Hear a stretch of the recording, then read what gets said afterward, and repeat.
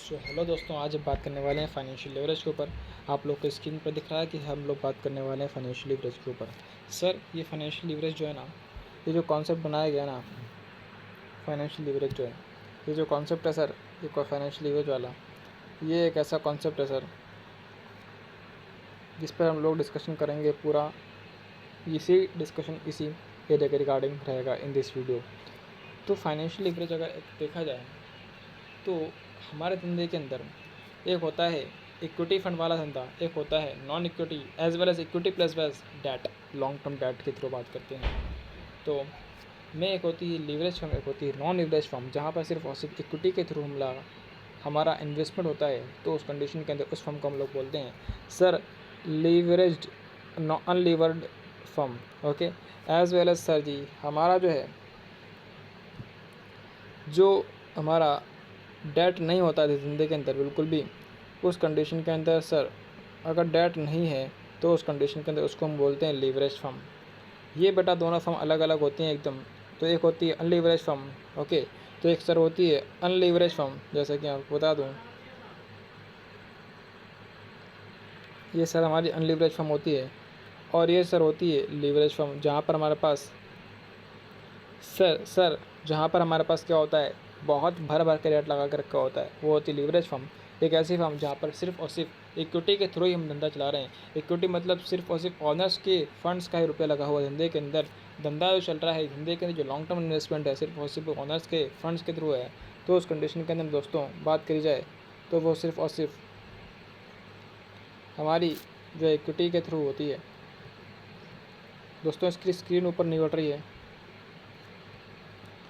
दोस्तों, उसको हम माइनस कर देते हैं फिर से। ओके, तो दोस्तों फिर से बात करी जाए मुद्दे की, हम लोगों ने पढ़ लिया था इसके ऊपर। ओके, तो भाइयों बहनों समझने की कोशिश करेगा, ये मेरा क्या है, फाइनेंशियल लीवरेज। पहले मैं बात करता हूँ सर ईबीआईटी के बारे में।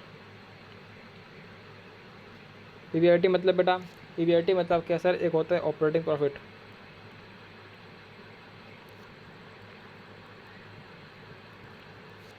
धंधे के अंदर सर ईबीआईटी होता है from the core part of the business. पर जी यहाँ पर बात करी जाए from the core part of the business, sir ji यहाँ पर अगर बात करी जाए तो from the core part of business sir हम लोग ऑपरेटिंग प्रॉफिट बनाते हैं। जैसे कि मेरा धंधा है सर कार्स का, कार्स को सेल करने का धंधा है। तो कार्स को सेल करने की वजह से, कार्स को सेल करके मेरा कार्स को सेल करने का धंधा है, तो उस कंडीशन के अंदर उनको मैंने सेल करा कार्स को, तो उसके बेसिस पर मैंने from the core part of the business activity what is my product line, मेरा प्रोडक्ट लाइन सर कार है। कार्स को सिर्फ और सिर्फ मैं सेल करता हूँ, इसके अलावा मेरा मेजर रेवेन्यू जो है किसी दूसरे सोर्स से नहीं आता है, मेरा धंधा ही कार डीलरशिप का है। तो उस कंडीशन के अंदर जो भी रेवेन्यू मेरा आ रहा है वो सारा का सारा कार्स के थ्रू आना चाहिए, major revenue. And the revenue that is generating from the core part of the business, मतलब जिस तरीके का ऑपरेशन है, मतलब ऑपरेशन किसका है, कार को सेल करने का है। तो ऑपरेटिंग प्रॉफिट भी जो कि आपने अपने ऑपरेशन को कैरी ऑन करके किया है, मतलब जो आपने प्रॉफिट कमाया है just because of selling of your car, और कार को बेचने की वजह से आपके जो भी एनुअल ऑपरेटिंग एक्सपेंडिचर हुए हैं उनको माइनस करने के अंदर आपका प्रॉफिट आ रहा है, दैट इज ऑपरेटिंग प्रॉफिट। तो operating profit just belongs to what sir ji. तो दोस्तों बात करी जाए, अगर मैं आपको बता दूँ यहाँ पर, तो ऑपरेटिंग प्रॉफिट सर बिलोंग करता है किससे, सर ऑपरेटिंग प्रॉफिट बिलोंग करता है core part of business activity. किससे बिलोंग करता है sir, core part of business activity.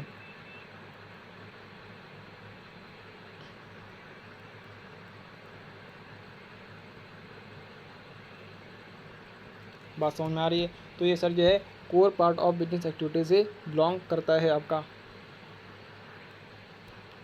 तो इसके ऊपर हम लोगों ने बात करी कि भाई ऑपरेटिंग प्रॉफिट क्या होता है, उसको हम लोगों ने समझ लिया है कि भैया आपका जो ऑपरेटिंग प्रॉफिट है, अगर मैं कार का बिजनेस कर रहा हूँ तो कार के बिजनेस से आपको मेरे को मेजर रेवेन्यू आ रहा है, और उसके माध्यम से मेरे को एनुअल ऑपरेटिंग एक्सपेंडिचर करने पड़ते हैं, उसके माध्यम से हमारा जो प्रॉफिट आता है दैट इज ऑपरेटिंग प्रॉफिट। जैसे कि आपको बताता हूँ मैं सर जी यहाँ पर सेल कर, तो ऑपरेटिंग प्रॉफिट, तो जब भी हम लोग इन्वेस्टमेंट कर रहे होते हैं, ओके सर जी, हम लोग इन्वेस्टमेंट कर रहे होते हैं, तो इन्वेस्टमेंट डिसीजन करने से पहले हमारे दिमाग के अंदर क्या आता है सर, सर जी इन्वेस्टमेंट कर रहे होते हैं, इन्वेस्टमेंट करने से पहले हम लोग देखना चाहते हैं कि भैया वहाँ पर expected return on the investment क्या हम लोग अचीव कर पाएंगे, will be equal to cost of capital, that should be equal to sir cost of capital. तो मैं आपको इसको दोबारा से समझाता हूँ कि भैया अगर आप इन्वेस्टमेंट कर रहे हो, सही ना, अगर सर जी आप इन्वेस्टमेंट कर रहे हो, एक नया इन्वेस्टमेंट लगाते हो, एक नया प्लान लगाते हो, तो उस कंडीशन के अंदर इन्वेस्टमेंट करने से पहले आप सोचते हो कि सर यहाँ पर जो है रिटर्न ऑन कैपिटल एम्प्लॉयड, अगर आप पूछोगे सर जी कैपिटल एम्प्लॉयड का मतलब क्या होता है, अगर मैं बात करूं दोस्तों, ये जो आपको दिख रहा है word return on capital employed, इसका मतलब होता है कि भैया आपने धंधे के अंदर आप जो इन्वेस्टमेंट लगा रहे हो, जो प्रोजेक्ट लगा रहे हो, जैसे कि मैं प्लांट लगा रहा हूँ टाटा इन मैन्युफैक्चरिंग कंपनी के अंदर ईवी का प्लांट लगाने जा रहा हूँ, तो उस कंडीशन के अंदर from the core part of the business activity, from the core part of the business activity कि भाईजान मेरे पास मैंने रुपये लगाया 10 करोड़ रुपये का, 10 करोड़ में से 2 करोड़ रुपये की मैंने एफडी करा दी और 2 करोड़ की मैंने एफडी करा दी sir ji, are you getting or not? Okay, and sir ji मेरा 1 करोड़ रुपीज़ जो है अभी एक प्लांट के अंदर लग रहा है, that is to be called as a capital work in progress, मतलब मेरा एक प्लांट कंस्ट्रक्शन चल रहा है, उस पर काम चल रहा है, बट मेरा काम कंप्लीट नहीं हुआ है, उससे मेरे कैश फ्लोज जनरेट नहीं हो रहे हैं, that's why that is a capital blocked in the construction, that is called as a capital work in progress, and that is not to be counted in the capital employed, because the capital employed is that employed, that capital that is effectively generating a cash flows from your और core part of business, जो कि आपके core part of business activity से cash flow generate करके दे रही है, वही आपकी है रिटर्न ऑन कैपिटल एम्प्लॉयड। तो कैपिटल एम्प्लॉयड का मतलब बच्चे ऐसी कैपिटल एम्प्लॉयड जो कि आपके धंधे में रुपये लगा हुआ है इफेक्टिवली बेसिस पर, जो आपके धंधे से रेवेन्यू जनरेट करके दे रहा है, जो कि आपके धंधे से कैश फ्लो जनरेट करके दे रहा है, जो कि आपके धंधे से प्रॉफिट जनरेट करके दे रहा है, that is sir your return capital employed. सही है कि नहीं सर? तो कैपिटल एम्प्लॉयड के अंदर हम लोग क्या नहीं कंसिडर करते हैं? एफडी। क्या अगर धंधा ना करता तो एफडी कर सकता था क्या? हाँ, मैं एफडी करके रिटर्न कमा सकता था अगर धंधा ना करता। धंधा मैंने करा, तो धंधे की वजह से मेरे को क्या रिटर्न जनरेट हो रहा है, that is return on capital employed. अगर मैं धंधे करने की वजह से जो मेरे को एडिशनल रिटर्न जनरेट हो रहा है, अगर मैं कार को सेल कर रहा हूँ, कार को सेल करने के माध्यम से मेरे को जो प्रॉफिट जनरेट हो रहा है, that is a return on what? और कैपिटल एम्प्लॉयड। ओके सर, तो कैपिटल एम्प्लॉयड के अंदर हम सिर्फ ऐसी चीज़ों को कंसिडर करते हैं जो कि इफेक्टिवली बेसिस पर हमारे धंधे के अंदर रेवेन्यू और रिटर्न जनरेट करने में हेल्प कर रही हैं। मतलब आपकी इक्विटी हो गई, डेट फंड हो गए, उसमें से अगर हम बात करें capital work in progress finance कर देते हैं, एज वेल एज सर हम बात करते हैं इन्वेस्टमेंट कर देते हैं कभी कभी शॉर्ट टर्म पर्पस के लिए। तो इन्वेस्टमेंट अगर हम कर रहे हैं शॉर्ट टर्म पर्पस के लिए आउट ऑफ द रिटर्न नहीं, दैट इज भैया जी हम लोगों ने गोल्ड के अंदर कर रखा है, गवर्नमेंट सिक्योरिटी के अंदर कर रखा है, और किसी कंपनी के बॉन्ड खरीद लिए, शेयर कर लिए, तो ये क्या है? शॉर्ट टर्म इन्वेस्टमेंट है। एंड ये आप लोग अपने धंधे के अंदर इन्वेस्टमेंट नहीं करके रखे हो, ये इन्वेस्टमेंट किसी दूसरे धंधे के अंदर करके रखे हो, किसी दूसरे धंधे के अंदर करके रखे हो, दैट्स वाई ये आपका कैपिटल नहीं माना जाएगा, क्योंकि ये कैपिटल जो है आपने किसी दूसरे धंधे के अंदर डाल रखी है, just because of that utilising your idle funds in effective manner, and that's why you have been used your particular return earning for your profits. तो भैया आपके कर चुके हो, इसको वो दूसरी जगह डाल चुके हो, तो ये आपके धंधे के अंदर, धंधे की कैपिटल एम्प्लॉयड के अंदर काउंट नहीं किया जाएगा, क्योंकि भैया ये आपका ट्रेड इन्वेस्टमेंट नहीं है, ये आपका नॉन ट्रेड है, धंधे से रिलेटेड नहीं करता है। ओके, जैसे कि मैं टाटा हूँ, टाटा ने मेरा क्या कर लिया भाई, टाटा सब्सिडरी, टाटा ने एक सब्सिडरी को एक्वायर कर लिया, तो उस कंडीशन के अंदर it is a trade investment, और वहाँ से कुछ भी अगर आपका कैश फ्लो जनरेट हो रहा है, वहाँ से प्रॉफिट जितना जनरेट हो रहा है, that is a core part of business activity. अरे गॉटिंग नॉट? टाटा ने एक कंपनी खरीदी, और कंपनी करने का कंपनी जो है बेटा मार्केट के अंदर क्या है, ईवी व्हीकल बना रही है, ईवी व्हीकल को सेल कर रही है, उसके अंदर 60% शेयर खरीद लिया, तो उस कंडीशन के तहत वहाँ पर से जो भी 60% प्रॉफिट आ रहे हैं, तो भैया वो मेरे क्या है, from the core part of business activity, and that's Y जो ट्रेड इन्वेस्टमेंट करा गया है वो मेरा क्या है, कैपिटल एम्प्लॉयड के अंदर कंसिडर करेंगे, क्योंकि इफेक्टिवली बेसिस पर मैं जो हूँ रिटर्न कमा रहा हूँ इस इन्वेस्टमेंट के बेसिस पर, रिटर्न कमा रहा हूँ इस इन्वेस्टमेंट के बेसिस पर from the core part of business activity, as well as बेटा जी यहाँ पर हम लोग बात करें कैपिटल वर्क इन प्रोग्रेस नहीं कंसिडर करते, एफडी कंसिडर नहीं करते, नॉन ट्रेड इन्वेस्टमेंट जो कि धंधे से बिल्कुल इसका लेना देना ही नहीं है, ओके, जिसको कंसिडर नहीं करते।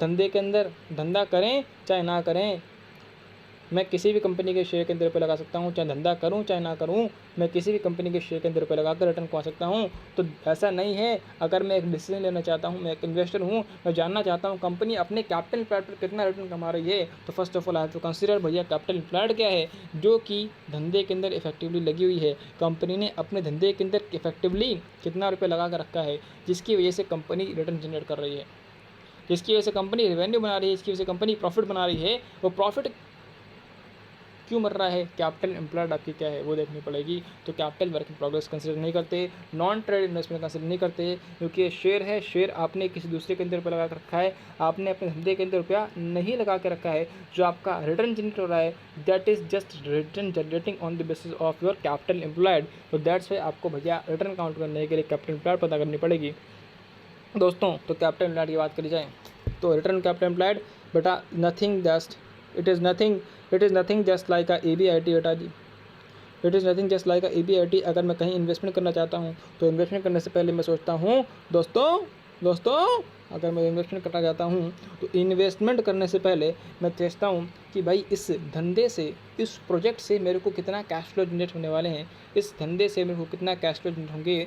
अगर मैं कहता हूँ मेरा कॉस्ट ऑफ कैपिटल दोस्तों कॉस्ट ऑफ कैपिटल जो है,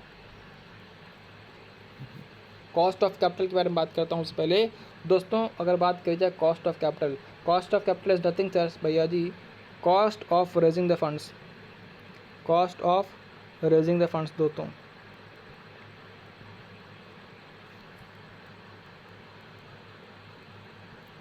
आई नो आपको लैंग्वेज में थोड़ा सा इशू आ रहा होगा, कोई दिक्कत नहीं है, बट कॉन्सेप्ट को समझते रहिएगा भैया, ज़िंदगी माहौल बनने वाली है।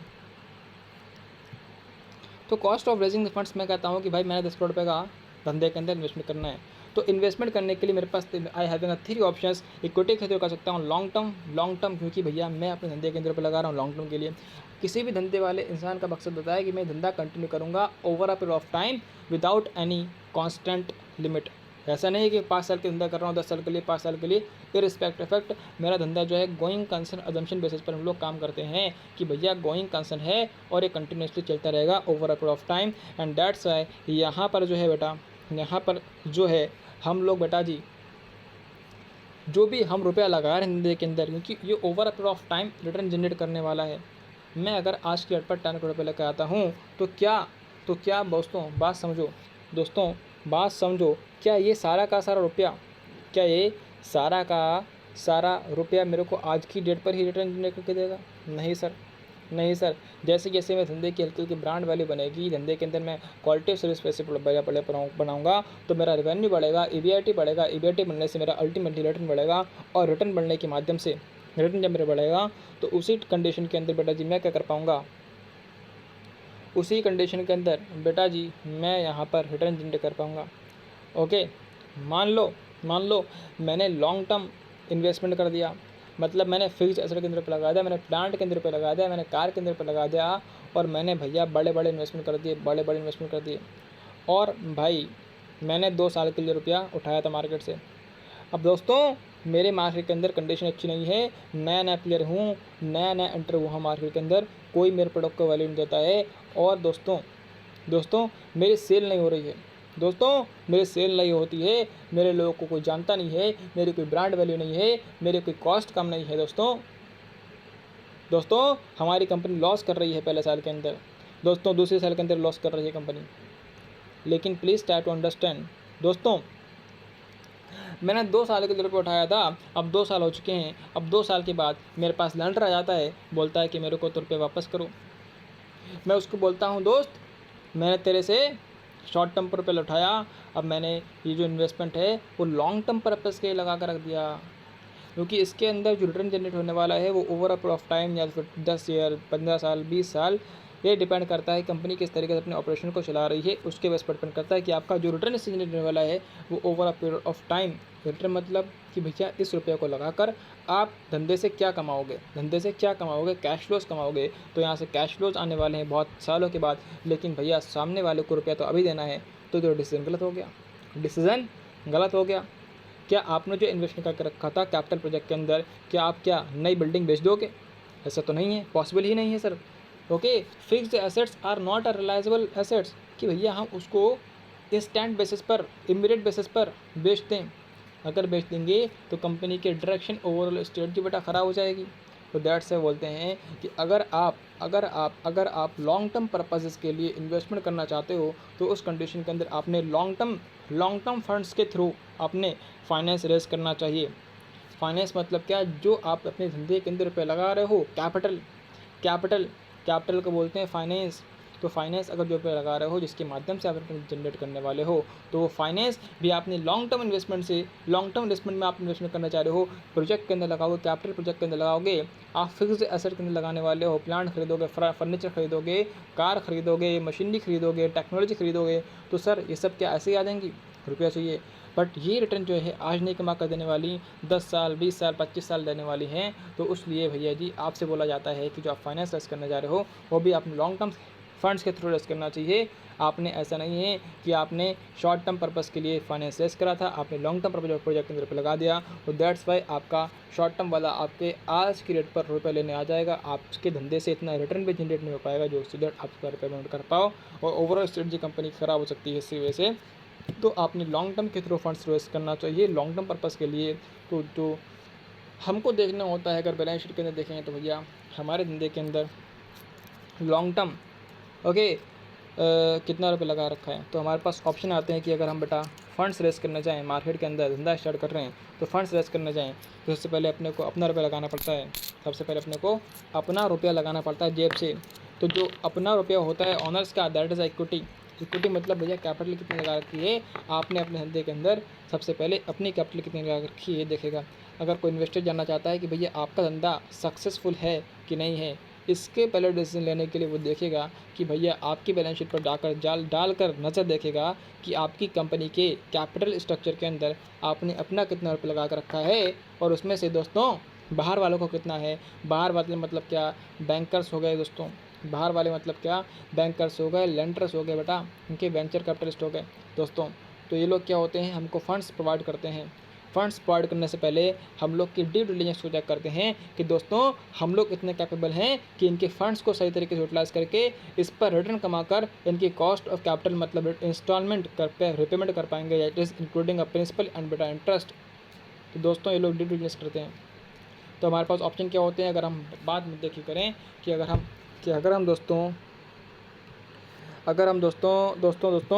यहाँ पर cost of raising the funds, भैया यहाँ पर फंड्स को रेस कर रहे हैं, तो फंड्स भी हम 3 तरीके से रेस कर सकते हैं दोस्तों। बात करी जाए, पहले होता है इक्विटी मतलब धंधे के मालिकों को रुपया, दूसरा होता है डेट मतलब धंधे के मालिकों को रुपया नहीं, उधारी पर रुपये लेकर आ रहे हैं, बैंकर से रुपये लेकर आ रहे हैं, लैंडर से रुपये लेकर आ रहे हैं, सरकार से रुपये लेकर आ रहे हैं, दोस्तों से रुपये लेकर आ रहे हैं, प्राइवेट प्लेसमेंट कर रहे हो, तो भैया ये क्या है, उधारी पर रुपये लेकर आ रहे हो। तो अगर बेटा आप उधारी पर रुपये लेकर आते हो that is too much risky रुपया, क्योंकि उनको तो फिक्स रिटर्न चाहिए। आपका धंधे के अंदर तेल निकले ना निकले, पानी निकले ना निकले, उनको तो रुपया चाहिए। तुमने उधारी पर रुपया उठा लिया, ब्याज पर रुपया उठा लिया, 7% देना है, चाहे आपके धंधे के अंदर प्रॉफिट हो चाहे ना हो, कैश फ्लो आए चाहे ना आए, तो बहुत रिस्की एरिया होता है। अब आप दोस्तों की सोचो, समझने की कोशिश करो कि भाइयों बहनों, एक होता है हमारा इक्विटी वाला, जो धंधे के मालिक होते हैं वो भी धंधे से कुछ ना कुछ एक्सपेक्टेशन रखते हैं। जिस तरीके से आप लोग पढ़ रहे हो और आपके घर आपसे आपके पेरेंट्स एक्सपेक्टेशन रख रहे हैं कि फ्यूचर के अंदर जाकर रुपया कमा दे कर देगा, तो इसी वजह से भाइयों बहनों, आप लोग अगर धंधे के अंदर रुपये लगाते हो तो धंधे के मालिक लोग भी धंधे से एक्सपेक्टेशन रखते हैं, क्योंकि अगर एक इंसान रुपया लगाता है तो उसे रुपया चाहिए भी। ओके, तो जितना ज़्यादा रिस्क लेगा उससे उतना ज़्यादा रिटर्न चाहिए, और रिस्क कौन लेता है, धंधे का मालिक लेता है, तो इसलिए सबसे ज़्यादा रिटर्न किसका होता है, उसका होता है। इसलिए कॉस्ट ऑफ इक्विटी सबसे ज़्यादा होता है। तो मैं बात कर रहा था कॉस्ट मतलब क्या, अगर कोई रुपया आपको दे रहा है, कोई भी हो, चाहे धंधे का मालिक हो चाहे अदर पर्सन हो, तो उस कंडीशन के अंदर वो भी भैया अपने रुपये को सही तरीके से यूटिलाइज करना चाहता है, मतलब उसको ही बेटा उसके ऊपर कुछ ना कुछ रिटर्न चाहिए। तो रिटर्न उसका जो एक्सपेक्टेड रेट ऑफ रिटर्न है, वो जितना रुपया चाहता है, उसने कहा 10,000 रुपये ले जाओ, 100 रुपये ला कर देना, तो ये 100 रुपये जो है वो कॉस्ट है मेरी। इसके फंड्स को यूटिलाइज़ करने की लिए जो मेरे को पेमेंट करना पड़ेगा एडिशनली उसको, तो that is expected rate of return of the investors, और that is a cost of capital for the company. And that's why before making an investment, before making any decision and try to making investment ना any project, first of we will have to consider whether the cash flows that is generating out of making an investment would be capable to meet the fixed cost that is in the form of cost of equity and cost of debt। तो क्या हम लोग जिस funds से रुपया उठा रहे हैं, that is a cost of capital, क्या डेट्स के ऊपर इंटरेस्ट फिक्स देना पड़ता है, इक्विटी के ऊपर आपको EPS मतलब क्या है, अर्निंग देनी पड़ती है। अगर अर्निंग नहीं दे रहे हो, लोग आपके धंधे के अंदर रुपया इंटरेस्टेड नहीं होंगे, रुपया नहीं लगाएंगे, मार्केट प्राइस कम हो जाएगा। तो उससे पहले आपको ध्यान रखना पड़ता है कॉस्ट ऑफ कैपिटल, क्योंकि अगर आपने धंधे के अंदर 15% से रुपया उठाते हो और आप 12% से रिटर्न कमाते हो, तो 3% आपको अपनी जेब से देना पड़ेगा। मतलब धंधे के मालिकों को अपनी जेब से देना पड़ेगा 3% रुपया। तो भाई आप धंधे से रुपया रिटर्न कमाने के लिए रुपया लगा रहे हो, आपने 15% से रुपया उठाया, 12% से रिटर्न कमाया, तो 3% का आपका तो लॉस हो गया बेटा जी। 3% का अगर लॉस हो गया तो दोस्तों ये लॉस किसको झेलना पड़ेगा? अल्टीमेटली रिस्क कौन लेता है? धंधे के मालिक। तो इक्विटी शेयरहोल्डर्स को लॉस झेलना पड़ेगा दोस्तों ये 3% का लॉस जो है इक्विटी शेयरहोल्डर्स को झेलना पड़ेगा।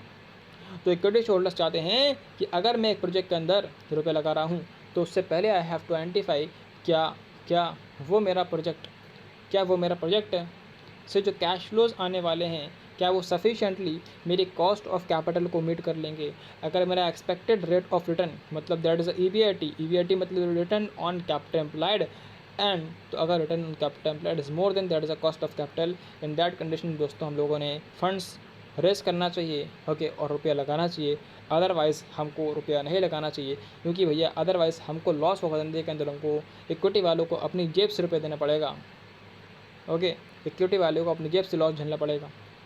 तो हम लॉस के लिए कमा रहे हैं, प्रॉफिट के लिए लगा रहे हैं, तो प्रॉफिट से पहले आपको देखना पड़ेगा जितने कॉस्ट पर फंड्स रेज कर रहे हो, क्या आप धंधे के अंदर रुपये लगाकर सफिशेंटली कॉस्ट को मीट कर पाओगे। बोले 100 रुपये देने हैं, 80 रुपये कमाएंगे, तो 20 रुपये का तो लॉस हो गया। 20 रुपये का तो रियलिटी के अंदर आपने रिटर्न कमाया 80 रुपये का, बट 20 रुपये कौन देगा? 20 रुपये तो भैया इक्विटी शेयरहोल्डर्स झेलेंगे अपनी जेब से। तो दोस्तों यहाँ पर बात करी जाए, हमने बता दिया cost of raising the funds 3 तरीके से रेज कर सकते हैं, इक्विटी डेट। मैंने बता दिया था बेटा, इक्विटी का रिटर्न ज़्यादा होता है, डेट का बेटा फिक्स होता है, क्योंकि बेटा उनको कुछ तरीके का रिस्क नहीं होता है। जिसको ज़्यादा रिस्क होगा उसको बेटा रिस्क होगा। आर यू वॉटिंग और नॉट? सर जी कोई दिक्कत नहीं। तो रिटर्न ऑन कैपिटल एम्प्लॉयड हम कहते हैं कि हमारा हमारे पास क्या आती है दोस्तों? EBIT आती है। EBIT मतलब क्या? Expected rate of return should always be greater than sir COC। Okay sir, should always be greater than COC। अगर इतना नहीं है तो हम लोग अपने धंधे के अंदर रुपये नहीं लगाएंगे, क्योंकि कौन चाहता है अपनी जेब से रुपये देना? कौन चाहता है अपनी जेब से रुपये देना? सब लोग को तो अपनी जेब की रुपये की पड़ी हुई है दोस्तों इसके पीछे का लॉजिक हम और डिस्कशन करेंगे, अभी आपको समझ में आ गया होगा। दोस्तों बात करी जाए, अगर धंधे के अंदर EBIT में कमाता हूँ लेट्स से 10 लाख का, दोस्तों अब मेरा जो है धंधे के अंदर यहाँ पर इंटरेस्ट कॉस्ट आता है।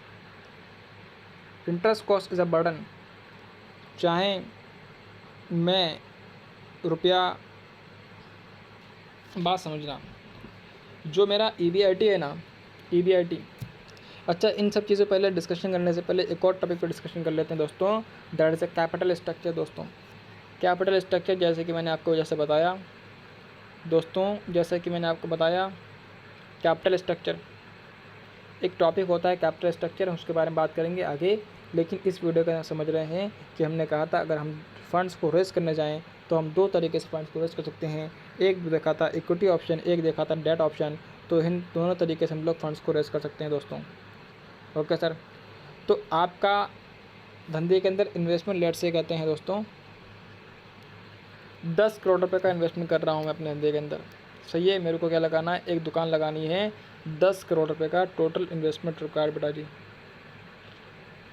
इन्वेस्टमेंट मतलब बेटा क्या? धंधे के अंदर कितने रुपये लगाना है? 10 करोड़ रुपया। पहले लगाने से पहले बेटा रुपया लाना तो पड़ेगा ना, तो ला कहाँ से सकते हो? इक्विटी के थ्रू बेटा जी, डेट के थ्रू।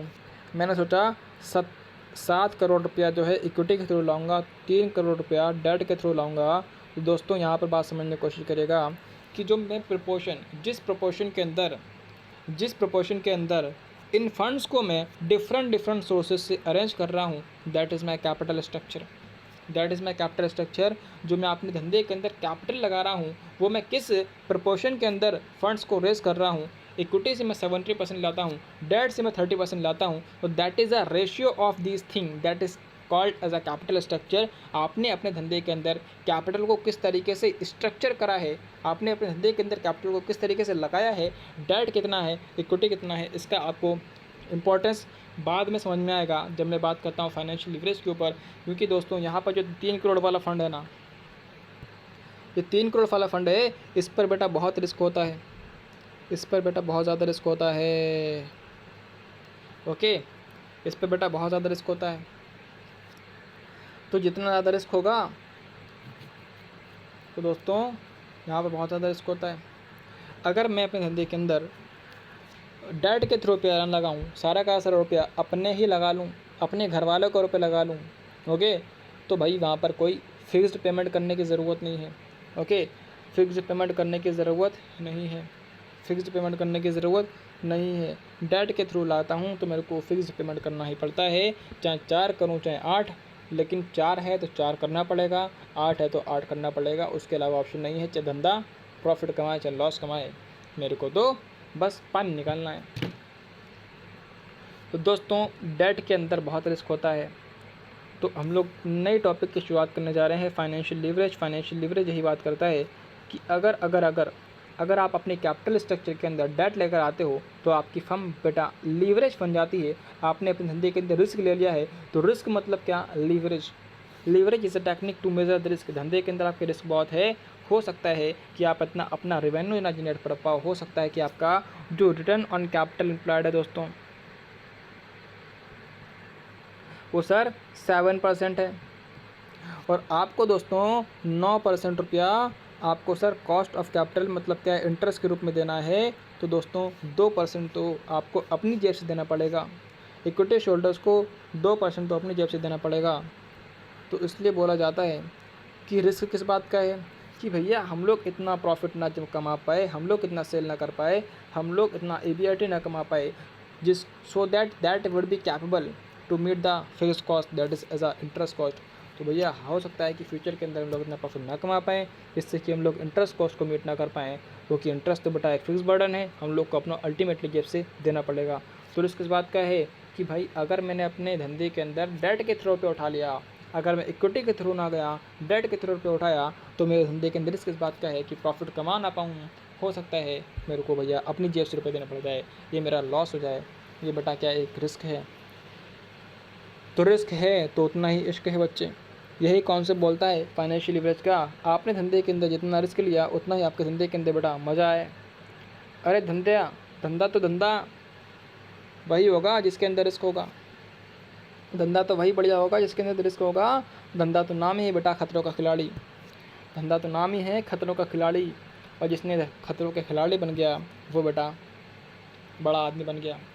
जैसे कि आज की अपनी बात करता हूँ दोस्तों अडानी की। अडानी एंटरप्राइज़ के अंदर धंधे के अंदर 5 करोड़ रुपया अगर अडानी ने लगा कर रखा है, उसी तरीके से उसने 500 करोड़ रुपया उधारी पे लेकर रखा है। सोचो दोस्तों, इसने अपने धंधे के अंदर 5 करोड़ रुपया इक्विटी के थ्रू लगा कर रखा है और डेट के थ्रू 500 करोड़ रुपये लगा कर रखा है। तो इसका कैपिटल स्ट्रक्चर के अंदर इसका जो है सर 1% रुपया मालिकों का है, बाकी 99% रुपया बाहर वालों का है। कल को कंपनी ने प्रॉफिट ना कमाया तो सारा का सारा जो रुपया है ना इसका 5 करोड़, हो सकता है कि भैया कभी कंपनी को 5 करोड़ रुपया लगा के रखा है तो सारा का सारा रुपया इसको देना पड़ जाएगा। हो सकता है कंपनी बेटा लिक्विडेशन के अंदर चली जाए, क्योंकि भाई दोस्तों कंपनी प्रॉफिट नहीं कमा रही है। ये लोग जो हैं हरामी लोग हैं, ये लोग केस कर देंगे कंपनी के अंदर में, ये बोलेंगे भैया आपने को तो रुपया चाहिए, कंपनी ने प्रॉफिट कमाए क्या ना कमाए, इनके पास 5 करोड़ रुपया, इनकी कॉस्ट ऑफ कैपिटल एट से दोस्तों 10 करोड़ रुपए की है, तो 5 करोड़ रुपए क्या मेरे को कहाँ से अरेंज करना पड़ेगा दोस्तों, मेरे को सर 5 करोड़ रुपए कहाँ से अरेंज कर पाऊँगा। ओके, हो सकता है कि फिक्स्ड एसेट मेरा इतना यूटिलाइज़ ना हो पाए, हो सकता है जो बुक वैल्यू पर फिक्स एसेट हैं उस पर ना बेच पाऊँ, तो मेरा जो फेयर वैल्यू हो वो कुछ अलग हो। ओके, तो भाईजान जहाँ पर से ये लोग क्या करेंगे, डर जाएंगे। तो डर जाएंगे मतलब ये लोग अपना रुपया निकालना चाहेंगे और इंटरेस्ट तो लेना चाहेंगे। तो हो सकता है कि कभी कभी हमारी फिक्स एसेट भी इनका रिपेमेंट करने के लिए काबिल ना हो पाएँ, तो हमारी कंपनी लिक्विडेशन के अंदर जा सकती है। ओके, तो रिस्क बहुत तगड़ा है। तो अपने धंधे के अंदर इतना भी रुपया ना उठाना चाहिए डेट के थ्रू, सो दैट भैया आपकी कंपनी कभी के अंदर लिक्विडेशन के प्रोसेस के अंदर चले जाए। लिक्विडेशन मतलब क्या, आपके धंधे को बंद करना पड़ जाए, क्योंकि बड़े बड़े हरामी लोग होते हैं डेट वाले। ओके, तो ये लोग तो कंपनी के ऊपर केस ठोक देंगे, इनका रुपया नहीं दे रहे, मेरा रुपया नहीं दे रहे, बड़े दिक्कत वाली बात है। तो आप जब डेट के थ्रू पे लेके आते हो तो आपको रिस्क समझ में आ गया कि एक तो लिक्विडेशन जाने का डर है, दूसरा रिस्क है कि भाई आपको अपनी जेब से देना पड़ेगा, तो सबसे बड़ा रिस्क यही है। ओके, प्रॉफिट कमाओ ना कमाओ, देना तो उनको है ही फिक्स्ड, तो रिस्क किस बात का है। ओके, तो दोस्तों अगर हम बात करें financial leverage is a leverage that is a fixed cost, and fixed cost जितना ज़्यादा अपने धंधे के अंदर लेते हो उतना ज़्यादा रिस्क बढ़ता है, और जितना ज़्यादा रिस्क बढ़ता है उतना ज़्यादा रिस्क बढ़ता है। आपको एग्जांपल देता हूँ दोस्तों, एक होता है EBIT हम लोगों ने धंधे के अंदर लेट से कमाया। EBIT बेटा रिटर्न ऑन कैपिटल एम्प्लॉयड, मतलब from the core part of the business activity आपने कितना रिटर्न कमाया, 10 करोड़ रुपये बेटा कमाए। आपको 2 करोड़ रुपया बेटा जी इंटरेस्ट की फॉर्म में देना है, तो आपका रियल प्रॉफिट जो इक्विटी शेयरहोल्डर्स के लिए बचा that is earning after tax, वो अर्निंग बिफोर टैक्स। ओके दोस्तों, 8 करोड़ रुपया, तो 10 डिवाइड बाय 8, तो आपको पता लग रहा होगा, आपको इस क्वेश्चन के अंदर पता लग रहा होगा फाइनेंशियल लीवरेज के अंदर जो हम बात करें तो इसको मेज़र कैसे करेंगे। हम लोगों ने दोस्तों 10 करोड़ रुपया कमाया, घर वालों के लिए कितना ले गए, 8 करोड़ ले गए। 10 करोड़ रुपया लगाया, 10 करोड़ कमाया, घर वालों के लिए दोस्तों 8 करोड़ रुपये ले गए। तो दोस्तों समझने की कोशिश करेगा, इसका रेशो बेटा 1.25 निकल कर आया। इसका मतलब दोस्तों क्या हो रहा है, अगर मेरे को 1 रुपया कमाना है दोस्तों अगर मेरे को 1 रुपया कमाना है, अगर दोस्तों मेरे को ना 1 रुपया कमाना है, तो मेरे को पता है धंधे के अंदर कितना इफ़र्ट्स लगाने पड़ेंगे। तो दोस्तों मेरे को धंधे के अंदर दोस्तों 1.25 टाइम्स एफर्ट लगाने पड़ेंगे। अगर मैं 1 रुपया कमाना चाहता हूँ अपने देश के लोगों के लिए, तो देश के लोगों के लिए 1 रुपया कमाना चाहता हूँ, तो मेरे को भैया 1 रुपया 25 पैसे का इफ़र्ट्स लगाना पड़ेगा। मतलब एटलीस्ट मेरे को धंधे के अंदर 1 रुपया 25 पैसे लेकर आने पड़ेंगे, सो दैट भैया मैं अपने देश के लोगों की एक्सपेक्टेशन को कंप्लीट कर पाऊँ। तो रिस्क है कि नहीं है? रिस्क इस बात का है कि जो 25 पैसे हैं वो मेरा इंटरेस्ट की फॉर्म में चला जाएगा, 25 पैसे जो हैं वो मेरे इंटरेस्ट के फॉर्म में चले जाएंगे। रिस्क इस बात का है। और जैसे जैसे फिगर्स मैं आपको बढ़ाता जाता हूँ, ऊपर वाले फिगर्स में बढ़ा दूंगा अगर 10 करोड़ रुपीज़, तो मेरा हल्के हल्के बटा रिस्क कम होता जाएगा क्योंकि बढ़ता जाएगा। समझने की कोशिश करिएगा, अगर ये ऊपर की फिगर्स बढ़ नहीं रही, ओके, जैसे जैसे मैं ये जो है ना दोस्तों अपनी नीचे की फिगर कम कर देता हूँ, जैसे कि 7 करोड़, जैसे कि बेटा यहाँ पर 6 करोड़ रुपया कमाया हम लोगों ने, मतलब 10 करोड़ में से 4 करोड़ इंटरेस्ट दे दिया, बाकी बेटा मेरे पास 6 करोड़ बचा घर वालों के लिए। तो जैसे जैसे आपको समझ में आया, आपको समझ में आ रहा होगा दोस्तों मैंने 4 करोड़ रुपया दिया। पहले वाले एग्जांपल के अंदर मैं दोस्तों 2 करोड़ रुपए की फ़िक्स कॉस्ट का पेमेंट करता था, आज मैं 4 करोड़ की फ़िक्स कॉस्ट का पेमेंट करता हूँ। तो जैसे जैसे रिस्क बढ़ने लगा, रिस्क मतलब क्या, अब आपको समझ रहा होगा, रिस्क को हम ऐसे एनालाइज नहीं कर सकते जब तक कि हम इसको बेटा किस में मेज़र ना करें, टर्म्स के अंदर मेज़र ना करें। तो 6 करोड़ रुपया यहाँ पर हम लोग कमा पाए, तो अल्टीमेटली बेटा 10 डिवाइड बाई 6, तो भैया दोस्तों 1.66666 1:1। तो अगर मैं चाहूँ, अगर मैं आज की डेट पर अपने धंधे से 1 रुपया कमाना चाहता हूँ, ओके दोस्तों, अगर मैं अपने धंधे से 1 रुपया कमाना चाहता हूँ, सही ना, तो मेरे को आज की डेट पर 1 रुपया 6 पैसे का एफर्ट्स लगाना पड़ेगा, मतलब 66 पैसा इंटरेस्ट की फॉर्म में चला जाएगा। तो इससे आपको कुछ समझ में आ रहा है? पहले वाले एग्जांपल के अंदर मैं 1 रुपया 25 पैसे कमाकर अपने घर के अंदर 1 रुपया ले जा रहा था, आज की डेट पर 1 रुपया 66 पैसे कमाना पड़ेगा, चाहे मेरी कितनी भी हालत बुरी ना हो जाए, चाहे दिन रात काम ना करना पड़े, तो मेरे को 1 रुपया 66 पैसे कमाकर मैं धंधे के अंदर 1 रुपया ले जा पा जाऊँगा घर पर। तो इससे क्या हो रहा है, हल्के हल्के रिस्क बढ़ रहा है। जैसे जैसे मेरा रिस्क बढ़ जाता है, ये मेरा रिस्क बढ़ रहा है दोस्तों, तो हमने कहा था कि सर फाइनेंशियल लीवरेज टेक्निक जहाँ पर हम लोग क्या कर रहे होते हैं, रिस्क को मेज़र कर रहे होते हैं। रिस्क किस बात का है कि भाई फिक्स कॉस्ट इंटरेस्ट के रूप में मेरे को पेमेंट करना पड़ेगा, और इंटरेस्ट का पेमेंट मैं कहाँ से कर पाऊँगा, रिटर्न जनरेट होगा तभी तो कर पाऊँगा। मेरे पास 10 करोड़ रुपये का रिटर्न जनरेट हुआ, 4 करोड़ रुपये का पेमेंट करना है, तो भाई मैं 6 करोड़ घर पर ले जाऊँगा। मतलब 1 रुपया कमाने के लिए 1 रुपया 66 पैसे का एफर्ट्स करना पड़ेगा, तो 66 पैसा मैं डेट की फॉर्म में, इंटरेस्ट की फॉर्म में देना पड़ेगा। तो दोस्तों जितना ज़्यादा रिस्क होगा, आपने एग्जांपल के समझा था कि मेरा जैसे जैसे इंटरेस्ट कॉस्ट बढ़ता गया वैसे वैसे मेरा रिस्क बढ़ता गया, मतलब मेरा रेशो बढ़ता गया, मतलब मेरा फाइनेंशियल लीवरेज बढ़ता गया। और जैसे जैसे मेरा फाइनेंशियल लीवरेज बढ़ता जाता है तो ये एक ख़तरनाक, एक घातक सिचुएशन हो जाती है बिजनेसमैन के लिए। दोस्तों बिजनेसमैन के लिए घातक सिचुएशन हो जाती है।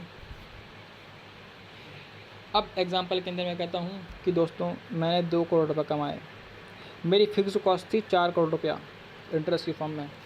दोस्तों मैंने 2 करोड़ रुपया कमाया, ABIT इंटरेस्ट मेरे को देना है 4 करोड़ रुपया। बताओ कहाँ से रुपया दूंगा यार, घर के अंदर 2 करोड़ रुपये आया ही है, 4 करोड़ कहाँ से दूंगा। तो अल्टीमेटली 2 करोड़ रुपया मेरे को अपनी जेब से देना पड़ेगा। शेयर होल्डर्स जो 2 करोड़ रुपये लॉस है, तो earning after tax sir ji यहाँ पर EPS मेरा माइनस आ जाएगा, मेरे को अपनी जेब से 2 करोड़ रुपये देना पड़ेगा। तो इसलिए बोला जाता है कि जैसे जैसे आप डेट के थ्रू रुपये उठाते हो तो उसमें रिस्क है non payment of interest cost. Okay, there is a risk of non payment of interest cost. तो कभी कभी आप इतना प्रॉफिट नहीं कमा पाओगे सो दैट आप उनकी एक्सपेक्टेशन को मीट कर पाओ, और अल्टीमेटली आपको अपनी जेब से रुपये देना पड़ेगा। देयर इज़ अ रिस्क है कि नहीं है।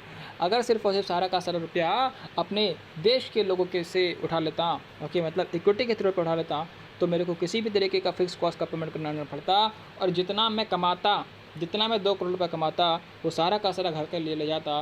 मेरे को किसी तरीके का मत्थापाची करने का ज़रूरत नहीं था हमारे दोस्तों। ओके, अगर मैं 50 रुपये कमाता तब भी मज़े में था, मैं 100 रुपये कमाता तब भी मज़े में था, मैं 2 करोड़ कमाता तब भी मज़े में था। लेकिन दोस्तों आज मैं 2 करोड़ रुपये कमाता हूँ तब भी मज़े में नहीं हूँ। मेरे सर पर बर्डन पड़ा रहता है कि भाई मैं इतना प्रॉफिट कमा पाऊँगा कि नहीं कमा पाऊँगा जिससे कि मैं 4 करोड़ रुपये का मीट कर पाऊँ। ओके, तो मेरे सर के अंदर डर रहता है। ओके, मेरे सर के अंदर डर रहता है, जैसे कि मेरी सेल हो रही है, मैं कहता हूँ यार अभी तो 4 करोड़ रुपये देना है, मेरे पास तो प्रॉफिट भी नहीं हुआ इतना, मेरे पास सर 1 करोड़ रुपये का प्रॉफिट हुआ है, यार अभी तो 4 करोड़ देना है, यार मेरी ऐसी की तैसी हो रही है, मुझको रातों की नींद नहीं आती है। मैं सोचता हूँ कि अगर यार मैंने प्रॉफिट इस महीने के अंदर ना कमा पाया और सामने वाला मेरे को 31 मार्च को 4 करोड़ रुपया मांगने आ गया, मैं कहाँ से ला कर दूँगा, कहाँ से अरेंज करूँगा। Please try to understanding. और जैसे जैसे मेरा प्रॉफिट बढ़ता जाता है मैं कहता हूँ हाँ, थोड़ा सा रिस्क कम हुआ, थोड़ा सा सर दर्द कम हुआ, उम्मीदें लग रही हैं कि मैं 4 करोड़ का पेमेंट कर पाऊँगा। मेरा जैसे 3 करोड़ पर प्रॉफिट पहुँचता है मैं कहता हूँ हाँ, मज़े आ गए, बहुत मज़े आ गए, बहुत ज़्यादा उम्मीदें हैं, मेरा सेल्स बढ़ रहा है, मेरा प्रॉफिट बढ़ रहा है, तो मतलब हल्के हल्के रिस्क कम हो रहा है दोस्तों। जैसे ही मैं 4 करोड़ पे पहुंचा, मेरा प्रॉफिट 4 करोड़ का है, और मेरे दोस्तों को इंटरेस्ट कॉस्ट के रूप में 4 करोड़ रुपये देना है। मैं हूँ क्या, इंडिफरेंट। मैं बोलता हूँ कि अगर इसके मेरा प्रॉफिट क्या है इतना। दोस्तों बात समझने की कोशिश करेगा, रिस्क है।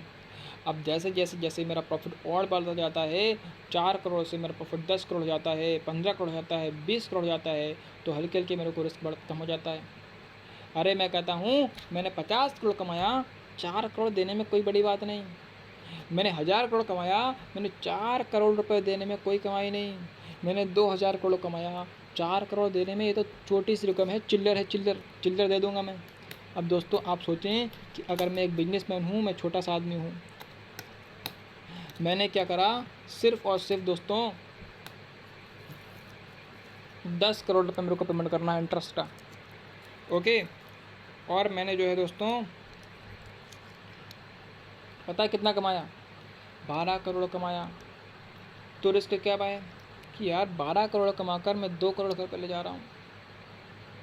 इससे बढ़िया डेट के थ्रू पे न लाता, सारा का सारा कमाई मेरे घर वालों की होती, सारा का सारा कमाई मेरे घर वालों की होती।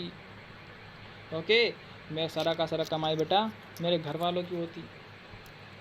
तो रिस्क आपको दिख रहा है कि 12/10, 12/10 मतलब 12/10, 12/2 मतलब यार 1 रुपया कमाने के लिए मेरे को 6 रुपये का एफर्ट्स लगाना पड़ता है। 1 रुपया कमाने के लिए मेरे को 6 रुपये का एफर्ट्स लगाना पड़ता है। और जैसे जैसे मेरा EBIT बढ़ता जाता है तो मतलब मेरा हल्के हल्के रिस्क कम होता जाता है, रिस्क मेरा कम होता जाता है। तो मेरे को हल्के हल्के संतुष्टि मिलती जाती है कि यार अब तो कुछ नहीं, अब तो यार 4 करोड़ है ना 1000 करोड़ में से, अब तो पे कर लूँगा। ओके, अब जैसे जैसे इनिशियल फेज़ के अंदर मेरा अगर प्रॉफिट नहीं हो रहा है तो मेरा सर का दर्द बढ़ता जाता है, मेरा प्रॉफिट बढ़ता जाता है, उसी तरीके से मेरे सर का दर्द हल्के हल्के कम होता जाता है क्योंकि मेरा हल्के हल्के रिस्क कम हो रहा है। पहले वाले हम लोगों ने एग्जांपल में देखा था कि मेरा रिस्क बेटा कितना था 1.25। दूसरे वाले एग्जांपल के अंदर हम लोगों ने देखा कि मेरा रिस्क कितना था 6 टाइम्स। ओके, पहले वाले एग्जांपल के अंदर दोस्तों हम लोग कितना कमाते थे, हम लोग 10 करोड़ कमाया था और 8 करोड़ घर पे ले गए थे। दोस्तों हम लोगों ने 10 करोड़ रुपया कमाया था, 8 करोड़ रुपये लेकर घर पे ले गए थे। दूसरे वाले एग्जांपल में हम लोगों ने 12 करोड़ रुपया कमाया था, 2 करोड़ रुपया घर पर लेकर गए। क्या हुआ? अरे अर्निंग तो बहुत बढ़िया हुई, लेकिन दोस्तों जो फिक्स कॉस्ट थी वो तो हमेशा सेम रहती है, जो फिक्स्ड कॉस्ट थी वो तो हमेशा सेम रहती है। तो भैया भैया भैया अर्निंग तो बढ़ गई, उसके साथ में थोड़ा सा फिक्स कॉस्ट के अंदर भी हमारा चेंज हो गया था, उसकी वजह से मेरा रिस्क बढ़ गया। तो यहाँ पर अगर मैं आपको समझाने का ट्राई कर रहा हूँ इतनी देर से, मैं क्या समझाने का ट्राई कर रहा हूँ, जितना ज़्यादा रिस्क होगा उतना ज़्यादा इश्क होगा। अब ये समझ लीजिए का कॉन्सेप्ट क्या है, मैंने समझा दिया। जैसे जैसे आपका प्रॉफिट बढ़ता है वैसे वैसे आपका रिस्क कम होता जाता है। आपको एक लॉजिकल एग्जांपल दिया, अब आप समझने की कोशिश करिएगा। मेरा EBIT जो है दोस्तों, मेरा EBIT जो है दोस्तों, EBIT ये है मेरा दोस्तों जो है मेरा 10 करोड़ रुपये का। अब मेरा इंटरेस्ट जो है दोस्तों वो है सर 2 करोड़ रुपये का। मैंने प्रॉफिट कितना कमाया? 8 करोड़ का। दोस्तों समझने की कोशिश करिएगा। अब क्या हुआ? 1.25। ये क्या है? फाइनेंशियल लीवरेज है। इसके माध्यम से आपको बताना क्या चाहता हूँ, मैं आपको बताना क्या चाहता हूँ, अगर मेरा इस सेल्स के अंदर जंप देखने को मिलता है कितने का दोस्तों, अगर मेरा इस सेल्स के अंदर जंप देखने को मिलता है 10% से,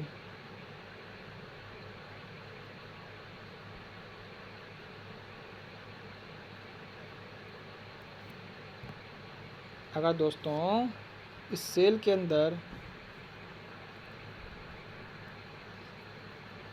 ये 10 करोड़ रुपए की मेरी एग्जिस्टिंग सेल्स दोस्तों, 10 करोड़ रुपए की मेरी एग्जिस्टिंग सेल्स थी, अगर इसको मैं 10% से जंप देखने को मिलता है, मतलब मेरा एक्सपेक्टेड रेट ऑफ रिटर्न 10% से अगर बढ़ रहा है, अगर मेरा एक्सपेक्टेड रेट ऑफ रिटर्न 10% से बढ़ रहा है, तो श्योरली तो मेरा जो प्रॉफिट है ना, जो प्रॉफिट है ना सर जी, मेरा जो प्रॉफिट था मतलब EBIT था, जो मेरा EBIT था वह दोस्तों, वो मेरा EBIT जो है 12.5% से बढ़ेगा।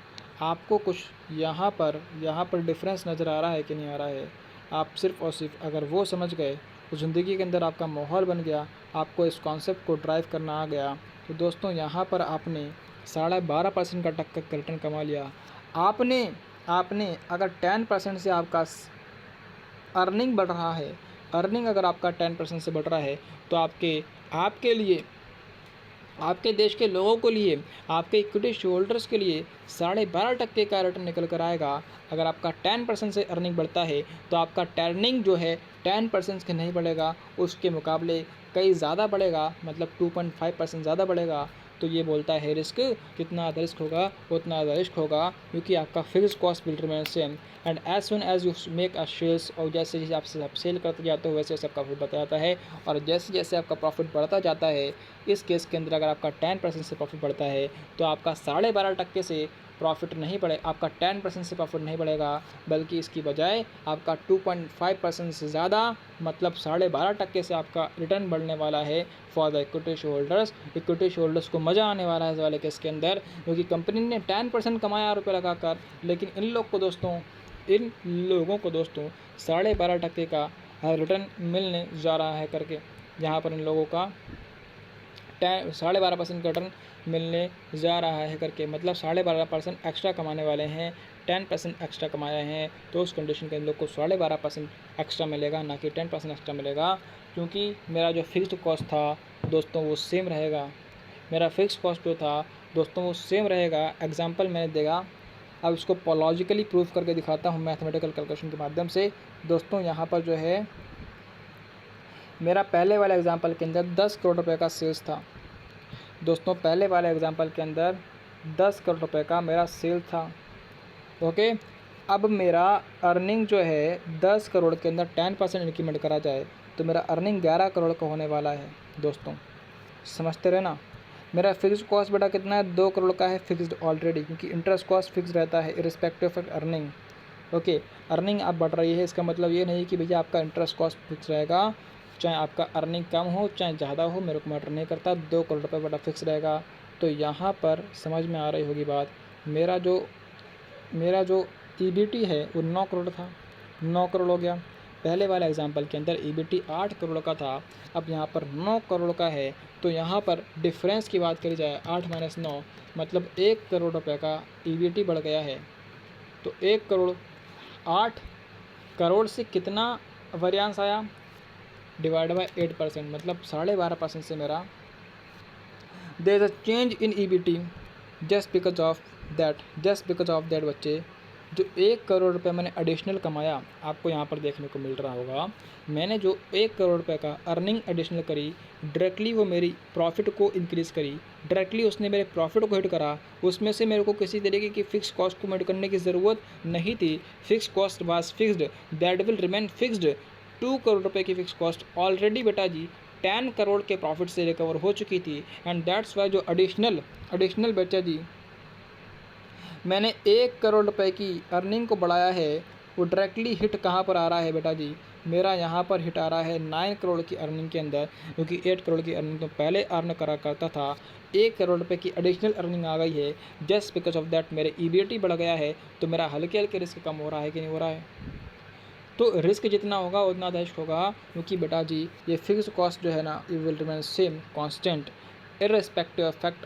ओके, तो आपका जैसे जैसे ईबीआईटी बढ़ता जाता है वैसे वैसे सारा का सारा EBIT that will directly contribute in your profit, and that's Y आपका प्रॉफिट अगर अर्निंग जो है 10% से बढ़ रही हैं वो, तो उस कंडीशन के अंदर आपका ईबीटी 10% से नहीं 12.5% से बढ़ेगा।